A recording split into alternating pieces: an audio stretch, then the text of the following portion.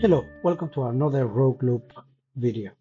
This time we're talking about Codex in your pocket. Imagine this, you start investigating a bug while waiting for your coffee. That is the actual sentence in OpenAI's launch post for Codex on mobile.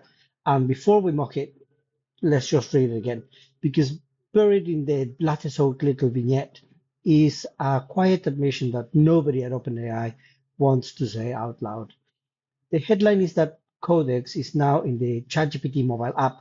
You can approve commands, switch models, review diffs, kick off threads, all from your phone, while the actual work runs out on your laptop, a Mac Mini under your desk, or a remote dev box somewhere in a data center. Secure relay, live state sync, screenshots streaming back to your hand. Fine, useful, genuinely well built by the sound of it. But that's not the story. The story is why this product exists at all. For 2 years, the pitch on coding agents has been fire and forget. Give it a task, walk away, come back to a pull request. Autonomy, hands off, effectively the bicycle rides itself. What OpenAI is now telling us is that this is not how it actually works. The phrase they use is a new rhythm for collaboration. In normal speak, the agent keeps stopping. It hits a decision point, needs a credential, finds two variable refactors, wants to know which test suit you meant, and if you're not there, well, the work stalls. That's not a failure of Codex, it has to be said. That's the honest shape of agentic work in 2026. The bottleneck isn't the model, it's the human approval loop. So you build a remote control for it. You put the cockpit on your mobile phone.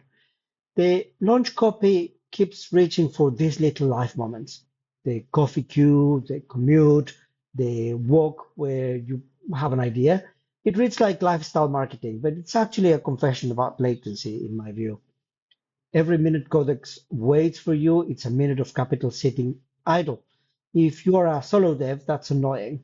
If you're a team running 50 parallel agent threads against a mono repo, that's a measurable cost. Mobile access isn't a convenience feature. It's throughput optimization for a workforce of agents that can't quite finish on their own. Call it what it is. Agents are not yet autonomous enough to live alone.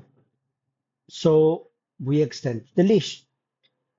Buried halfway down the post, Remote SSH is generally available, as it said, and Codex can now connect into managed enterprises and environments, approve dependencies, security policies, compute pools, the whole compliance apparatus, plus programmatic access tokens, plus HIPAA-compliant local use, the lot. This is the part procurement teams will read. The mobile UX is the demo, the enterprise plumbing is the business. So three things depending on where you sit at the moment. Let's just take a look at each of them. If you're a developer, try it, but watch your own behavior. If you find yourself approving things on a phone screen you'd scrutinize on a monitor, that's a governance problem dressed up as productivity. If you're a tech lead, the interesting metric is no longer how autonomous is the agent, it's how often does it need me and for what. Instrument that, it tells you where the next capability gap is. If you're at the board level, this is the shape of agent operations now. Long running, human gated, multi-device.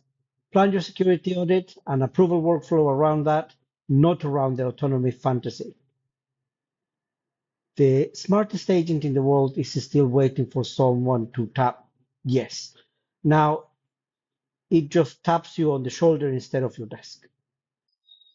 So let's have a look. This is my iPhone. I have selected the Codex tab, and you can see that it is asking me to connect to my desktop. In the desktop, I click on Codex Mobile, and it tells me that it's going to connect to my phone to my Mac. I'm going to be able to pick up where I left off, stay in the loop, start something new. Something interesting.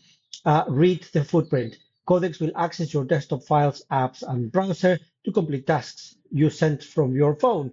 These may have security risks. Only connect devices that you own and trust. So give it a go. It's been great talking to you about this. Let me know how it goes with Codex tapping you on the shoulder when you're having your coffee. and it'll be great to hear some of those stories. This has been another video by Rogue Loop, where AI meets real life innovation. Thank you very much. Like and subscribe, and see you in the next one.